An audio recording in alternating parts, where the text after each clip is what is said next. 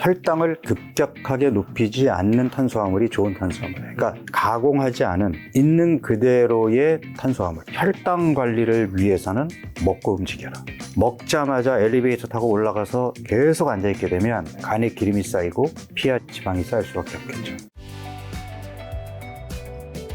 교수님께서 이 내 몸 혁명이라는 책도 이제 내심에서 이 다이어트라든가 비만에 관한 여러 가지 이야기를 해주고 계신데, 네. 그런 교수님 방금 전에 말씀하신 것처럼 뭐 좋은 거 찾아 먹는 것보다 더 중요한 거는 나쁜 걸 안 먹는 걸 해주셔서, 교수님이 절대 먹지 않는 음식이나 혹시나 아니면 다른 분들이 일반인분들이 먹지 말아야 되는 음식은 뭐가 있죠? 그러니까 저는 개인적으로는 일단 당류.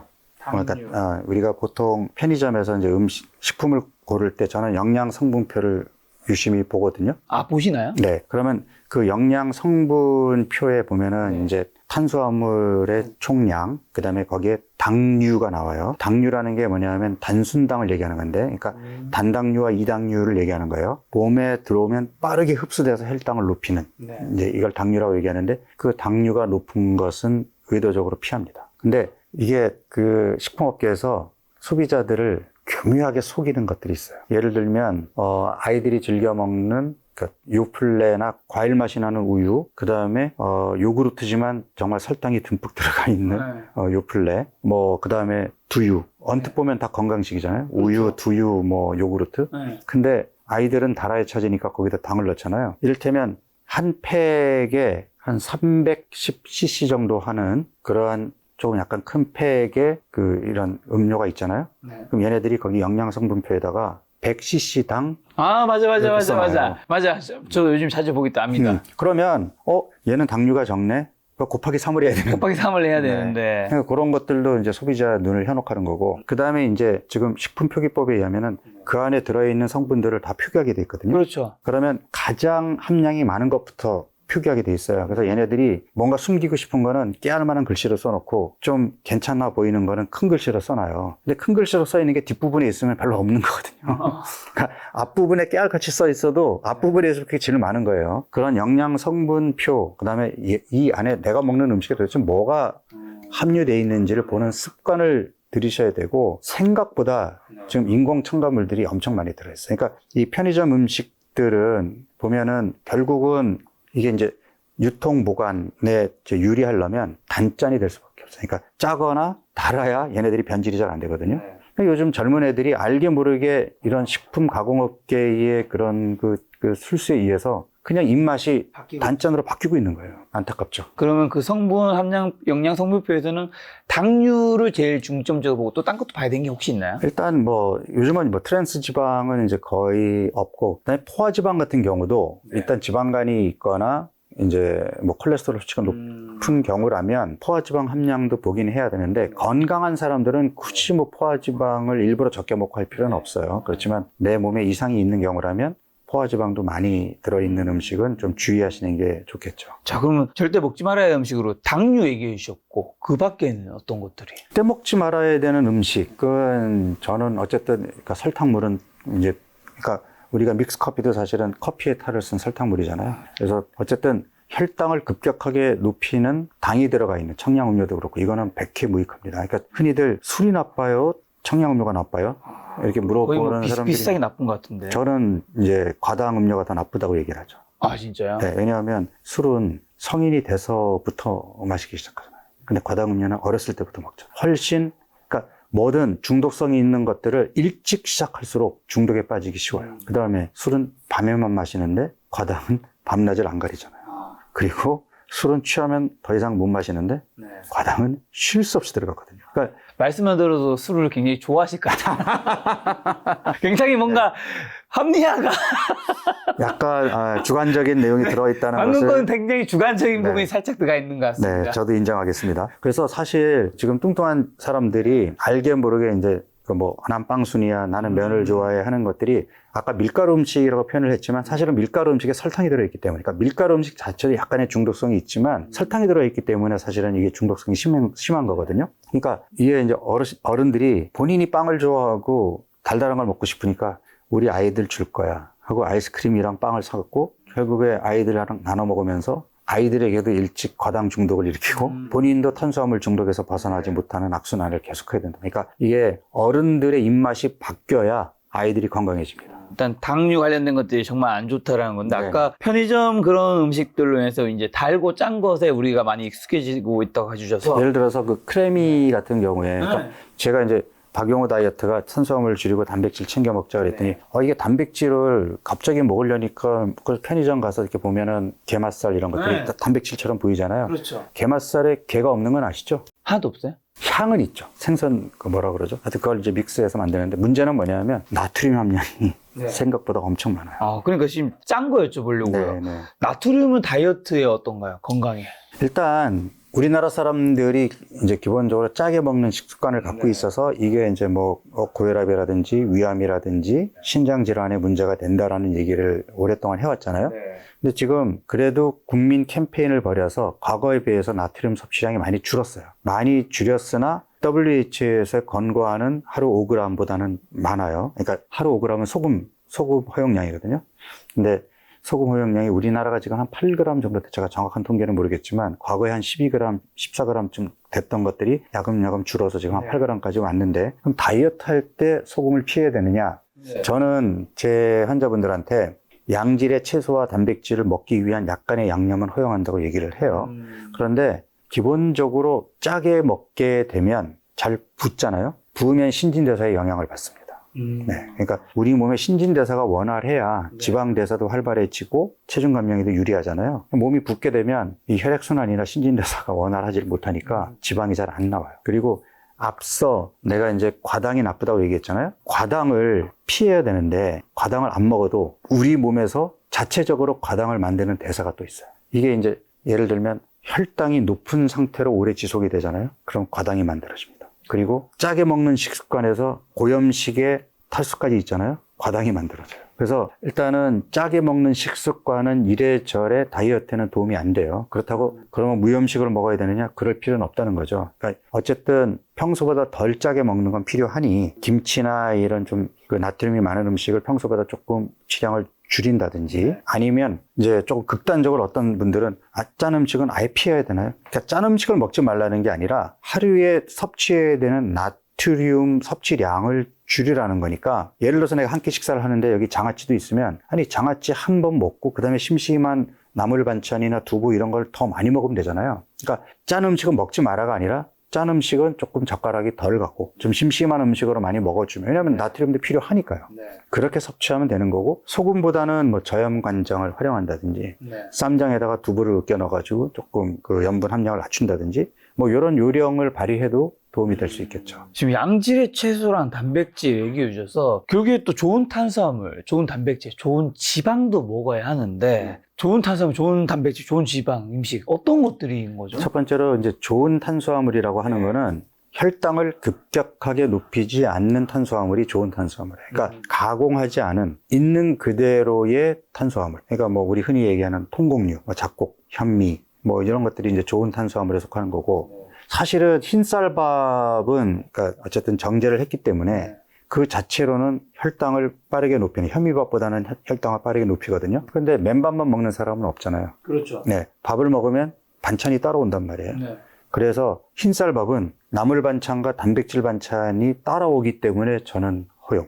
그러니까 현미밥, 잡곡밥을 꼭 먹어야 되느냐? 저는 그렇게 얘기 안 하거든요. 그러니까 우리 전통 한식, 그러니까 밥을 중심으로 그러니까 뭐 나물 반찬, 단백질 반찬을 챙겨 먹는 거는 영양학적인 균형을 맞출 수 있기 때문에 허용을 하되 다만 먹는 요령을 좀 갖자. 그러니까 채소와 단백질 반찬으로 먼저 배를 살짝 채운 다음에 그 다음에 밥을 먹게 되면 혈당이 훨씬 더 천천히 올라갑니다. 그러니까 흰쌀밥을 먹더라도 그렇게 먹는 요령을 가지면 혈당을 서서히 높일 수 있어요. 그러니까 혈당을 급격하게 높이는 음식이 나쁜 탄수화물, 혈당을 서서히 높이는 식이섬유가 풍부하거나 올리고당이 풍부한 무슨 뭐 콩류라든지 이런 것들은 좋은 탄수화물이라고 얘기할 수 있는 거죠. 양질의 단백질은 그러니까 상대적으로 우리가 지방 중에서 이제 나쁜 지방이라고 얘기하는 게 트랜스 지방과 포화 지방이거든요. 그러니까 트랜스 지방과 포화 지방이 상대적으로 적은 단백질. 그러니까 일반적으로 우리가 동물성 단백질, 식물성 단백질 이렇게 나누게 되면 동물성 단백질에는 포화 지방이 상대적으로 좀 많잖아요. 그러니까 소고기나 돼지고기보다는 닭고기나 오리고기가 더 낫고, 그 다음에 소고기, 돼지고기를 먹더라도 가급적이면 기름기가 적은 부위를 먹는 것이 도움이 되고, 소고기보다는 돼지고기가 상대적으로 포화지방이나 콜레스테롤 함량이 적어요. 그래서 저는 개인적으로는 돼지고기를 좋아합니다. 그래서 이게 이제 좋은 단백질이냐 그렇지 않느냐는 함께 들어오는 지방이 좋은 지방이냐 아니냐. 식물성 단백질은 되게 불포화 지방산을 같이 갖고 있는 경우가 많기 때문에 일반적으로 식물성 단백질은 그냥 좋은 단백질이라고 넓게 이해하시면 될 것 같아요. 식물성 단백질은 좀 어떤 거? 뭐 콩, 그러니까 두부, 이런 것들이 대표적인 거죠. 그 다음에 좋은 지방은 우리가 이제 일단 아까 포화 지방은 이제 뭐 좀 나쁜 지방에 속한다고 얘기했잖아요. 불포화 지방산도 우리가 오메가3와 오메가6로 나누게 되는데 뭐 이렇게 복잡하게 생각할 필요 없이 일단 오메가3 지방산이 풍부한 지방은 좋은 지방이에요. 대표적인 게 들기름, 아마씨유, 그 다음에 등푸른 생선, 견과류 이런 것들이 좋은 지방이죠. 그 다음에 올리브오일, 얘는 오메가9이 풍부하지만 얘도 좋은 지방에 속하는 거고, 뭐 아보카도. 그래서 아보카도 오일이 뭐 발연점도 높고 좋은 기름에 속하는 거예요. 그래서 조금 내가 여유가 있으면 기왕이면 좋은 기름, 좋은 지방을 챙겨 먹는 것은 뭐 좋은 습관이라고 할 수 있고, 흔히들 칼로리를 얘기하는 사람들은 지방은 그람당 9칼로리니까 굉장히 칼로리가 높거든요. 그래서 지방 섭취를 줄이라고 얘기해요. 근데 저는 아까 칼로리 생각하지 말자고 얘기했어요. 건강식이 더 중요하다. 그러니까 올리브 오일 또는 뭐 들기름 몸에 좋잖아요. 들기름 막국수 너무 좋죠. 그 다음에 드레싱으로 오일과 식초를 섞어서 넣는 거는 그러니까 굉장히 좋은 조합이죠. 그러니까 뭔가 얘는 칼로리가 높아서 안 돼. 이런 생각하지 마시고 좋은 음식은 내 몸에 들어와서 나를 건강하게 만든다라고 생각하고 챙겨 드시라는 겁니다. 그럼 양질의 채소에서 채소는 뭐 다 좋은 거예요? 전반적으로? 그 중에서 좀 추천한 것도 있나요? 뭐 다 좋죠. 그러니까 이게 이제 채소가 색깔이 종류가 많잖아요. 다양하죠. 그 색깔이 다양한 만큼 얘네들이 가지고 있는 영양소도 다양해요. 그래서 우리가 파이토케미칼이라고 설명을 하는데 이게 이제 식물 고유의 영양소들이거든요. 그러니까 얘네들이 이제 폴리페놀 화합물인데 우리 몸에 들어오면 항염증, 그러니까 염증을 가라앉혀주고 항산화, 활성산소, 산화 스트레스를 잡아주고 그다음에 항암, 암 예방 효과도 있고 그러니까 어쨌든 우리 몸에 들어오면 좋은 것들이잖아요. 그러면 각자 채소들이 가지고 있는 고유의 영양소들이 있으니 다양하게 특정 채소만 먹는 게 아니라 다양하게 섭취하면 훨씬 도움이 되겠죠. 요즘에는 뭐 유튜브라든가 이런 데 보면 사과라든가 당근, 그 다음에 양배추 이런 것들이 특히 이제 뭐 ABC 주스 그래가지고 뭐 애플, 비트 그것도 좋지만 그것만을 계속 먹는 거는 보다는 다양하게 먹는 게 좋다고 받아들이면 되나요? 그렇죠. 다양하게 먹는 걸 저는 권하고 당근 같은 경우는 주스로 만들어도 그러니까 당근 자체도 혈당을 급격하게 높이지 않지만 당근을 그냥 갈아서 만든 100% 당근 주스의 경우도 혈당을 높이지 않아요. 문제는 해독 주스라 그래서 이제 채소를 갈아서 먹게 되면 훨씬 더 많은 양을 먹을 수 있으니까 도움이 되긴 한데 채소만 갈아 먹으면 맛이 없으니까 거기에 과일이 들어간단 말이에요. 사과도 들어가고 바나나도 들어가고 그러니까 과일이 들어가면 그러니까 우리가 과일은 건강에 좋다고 생각하니까 과일과 채소를 갈아서 먹는데 앞서 얘기한 것처럼 과일을 섭취할 준비가 안 돼 있는 분들 안 움직이고 근육도 없고 이런 사람들이 해독 주스 먹고 건강해져야지. 그리고 심지어 식사 대용으로 드시는 분들도 있거든요. 그러면 과당이 들어오는 걸 피할 수 없는 데다가 해독 주스 안에는 단백질이 없잖아요. 그러니까 오히려 나이 드신 분들일수록 단백질을 챙겨 먹어서 근육을 유지를 해야 되는데 해독 주스가 과연 내 몸의 근육량을 유지해주고 몸을 더 건강하게 해주겠느냐? 이거는 저는 아니라는 거죠. 그러니까 매 끼니 식사를 잘 챙겨 먹고 신선한 채소를 더 먹어야 되는데 욕심을 내서 나는 뭐 집으로 만들어서 먹겠어까지는 좋으나 거기에 이제 과일을 갈게 되면은 그 과일 속에 있는 당분이 훨씬 흡수가 잘 되니까 그래서 그렇게 드시는 거는 조금 조심하셔야 된다. 그럼 이렇게 이제 건강을 전도하시는 이제 교수님께서는 교수님 하루 어떻게 드시나요? 아침, 점심, 저녁 뭐 늘 똑같진 않겠지만 일반적인 루틴 같은 거 있을 것 같아서요. 저는 제 얘기를 할 때마다 굉장히 조심스러워지는 게 의사의 말은 따르되 행동은 따르지 마라. 그래서 제가 하고 있는 그 방식이 건강 모범생은 아닙니다. 우선 저는 개인적으로 술을 즐기기 때문에 일단 술자리가 있다 보면 조금 늦은 시간까지 식사를 하게 되잖아요. 그렇죠. 그러니까 제가 이제 이렇게 방송에 나와서 얘기를 할 때에는 적어도 잠자리에 들기 3시간, 4시간 전에는 식사를 끝내야 잠을 잘 때 혈당과 인슐린을 바닥으로 떨어뜨려 놓고 자기 때문에 자고 있는 동안에 몸이 지방을 쓰게 되고 그래야 이제 12시간 공복도 지키고 건강한 몸을 유지할 수 있는데 4시간 전이고 그리고 잠을 자면 거의 한 합치면 12시간 정도 되니까. 그리고 아침에 일어나서 뭐 한두 시간 후에 식사를 하게 되면 그렇죠. 12시간 이상 되잖아요. 이 12시간 이상의 공복을 유지하는 거는 평생 건강을 위해서 꼭 실천해야 되는 내용인데 저는 이제 저녁 식사 시간이 좀 늦어지니까 그 다음날 첫 번째 식사가 좀 늦은 편이죠. 그래서 첫 번째 식사에서는 혈당을 급격하게 높이는 음식을 가급적 안 먹는 게 좋은 이유가, 그러니까 자고 있는 동안에 인슐린을 쉬게 해줬는데 아침부터 과일이나 프레이크나 이제 이런 걸 먹게 되면 인슐린이 깜짝 놀라서 바쁘게 일을 해야 되기 때문에 혈당 스파이크도 생길 수 있고, 또 인슐린이 급하게 일을 하면서 과도하게 분비가 되면 혈당이 확 올라갔다가 뚝 떨어지면서 점심 식사 시간이 되기도 전에 배가 고픈 현상이 생길 수 있어요. 그래서 아침 식사에서는 혈당을 급격하게 높이는 음식은 조금 지양하는 게 좋겠다 하는 거죠. 그래서 저 같은 경우에는 첫 번째 식사를 저는 그냥 가볍게 단백질 쉐이크에다가 제가 이제 그 플레인 요거트에다가 블루베리 넣어서 먹는 걸 좋아하거든요. 그래서 플레인 요거트에 블루베리, 그 다음에 단백질 쉐이크 한 잔, 딱 깔끔하게 아침 식사로 딱 좋아요. 그리고 두 번째 식사는 가급적이면 꼭 밥을 먹으려고 노력을 합니다. 왜냐하면 낮 시간 동안은 인슐린의 작동 능력도 빠릿빠릿한 데다가 활동량이 많으니까 탄수화물을 먹더라도 혈당 조절에 용이하거든요. 그래서 저는 점심시간에는 꼭 밥을 챙겨 먹으려고 하고, 그 다음에 점심, 저녁 사이에 편의점에 가서 삶은 달걀이라든지 아니면 떠먹는 두부라든지 이런 걸 중간에 좀 챙겨 먹고요. 그 다음에 이제 저녁으로 이어지게 되죠. 저녁은 약주를 곁들이다 보니까 안주에 신경을 많이 쓰거든요. 제가 좋아하는 안주는 이제 해산물, 그 다음에 수육. 비계까지 먹어도 됩니다. 돼지고기 비계의 반이 불포화지방산이기 때문에 그렇게 많이 나쁘지 않아요. 그리고 삶았기 때문에 기름기도 좀 빠졌고. 아무래도 이 고기 같은 것도 우리가 구워 먹거나 이런 다르죠. 거 여러 개 있는데 가장 좋은 방식은 삶아 먹는 건가요?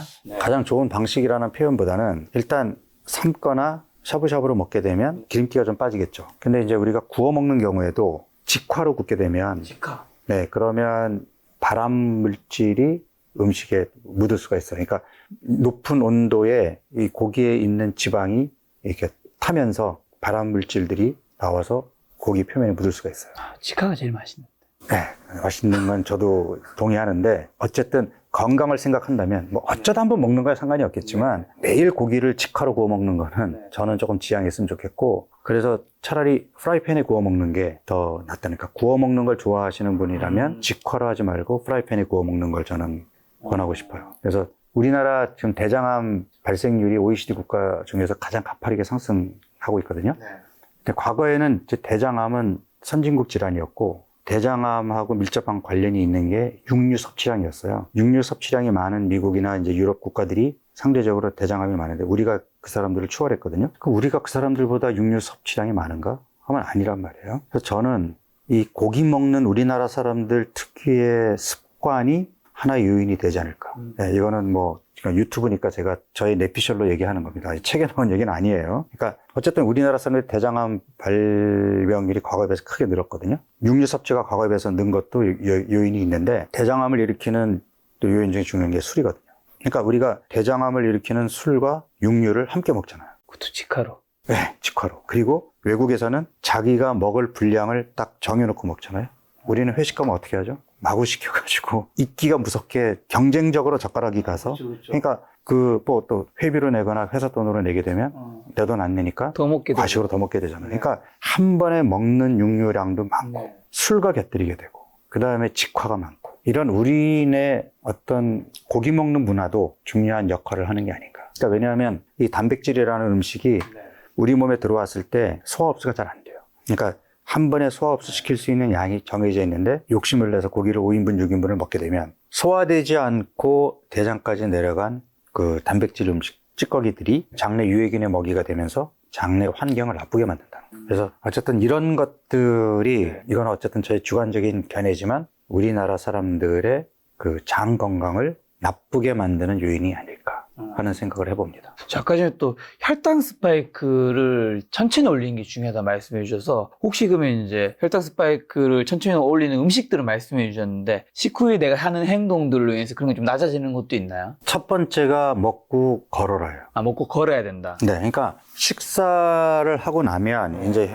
식후 고혈당, 혈당이 올라갈 거란 말이에요. 근데 젊은 친구들은 혈당이 많이 안 올라가는데 배가 나오고 상대적으로 근육이 없고 대사 이상이 있는 몸은 혈당이 생각보다 높게 올라가요. 그래서 그걸 혈당 스파이크라고 얘기하는데 우리가 옛날에는 먹었으면 움직이지 말고 쉬어라. 먹고 나서 운동하면 오히려 좋지 않다. 그러니까 피가 소화기 쪽으로 가야 되는데 운동을 해서 근육 쪽으로 몰려가니까 소화도 잘 안 되고 예, 좋지 않다라고 들어왔었는데 저는 혈당 관리를 위해서는 먹고 움직여라. 식사하고 나서 밖에 나가서 10분만 걸어도 혈당 스파이크를 막을 수가 있고 한 15분, 20분을 걷게 되면 혈당이 안정적으로 빠르게 떨어지거든요. 그러면 식후 혈당의 대략 70에서 80%를 우리 근육이 받아들여주는 게 제일 좋아요. 그러면 나머지 20에서 30%를 피하 지방과 간이 처리하거든요. 그럼 간이나 피하 지방이 여유 있게 처리할 수 있는데 먹자마자 엘리베이터 타고 올라가서 사무실 책상에 계속 앉아있게 되면 근육이 당을 못 먹어주니까 그 많은 당을 피하 지방 조직과 간이 해결을 해야 되니까 간에 기름이 쌓이고 피하 지방이 쌓일 수밖에 없겠죠. 그래서 먹고 나서는 가만히 움직여라. 걷자. 이게 제가 보기에는 가장 확실한 방법으로 보이고 그다음에 앞서도 얘기했지만 먹는 순서, 그러니까 탄수화물부터 먹지 말고 채소와 단백질 음식으로 조금 배를 채운 다음에 그 다음에 밥을 먹으면 확실하게 혈당이 덜 올라갑니다. 같이 먹으면 안 되나요? 같이 먹고, 그러니까 이것도 적절한 비유가 보통은 야채랑 뭐 단백질 있고 하면 밥 한 숟가락 넣고 이제 들어가지. 그러니까 야채 먹고 이렇게 잘 안 되는데. 이게 적절한 비유가 될지는 저도 잘 모르겠지만 빈속에 술 마시면 혈중 알코올 농도가 빠르게 올라가잖아요. 빈속에 탄수화물을 먹으면 혈중 탄수화물 농도가 혈당이거든요. 그러니까 뭔가 어쨌든 위장간에 음식이 있으면 확실히 소화 흡수되는 것들이 이제 얘네들의 영향을 받아서 더디게 되거든요. 그러니까 깨끗하게 비어있는 위장간에 탄수화물이 먼저 들어오는 것보다는 식이섬유, 단백질 이런 것들이 조금 들어와서 깔아주고 그 다음에 탄수화물을 먹는 것이, 그러니까 처음에 그냥 샐러드라든지 그 다음에 뭐 두부나 고기 같은 또는 뭐 달걀 이런 반찬들을 먼저 조금 먹어주고 그 다음에 지금 얘기하신 것처럼 밥 한 숟갈에 반찬 하나 먹어도 이미 조금 음식이 깔린 상태니까 확실히 혈당이 덜 오르겠죠. 좀 밑밥을 좀 깔아줘야 돼요. 그렇죠. 채소와 이런 것들로. 네네.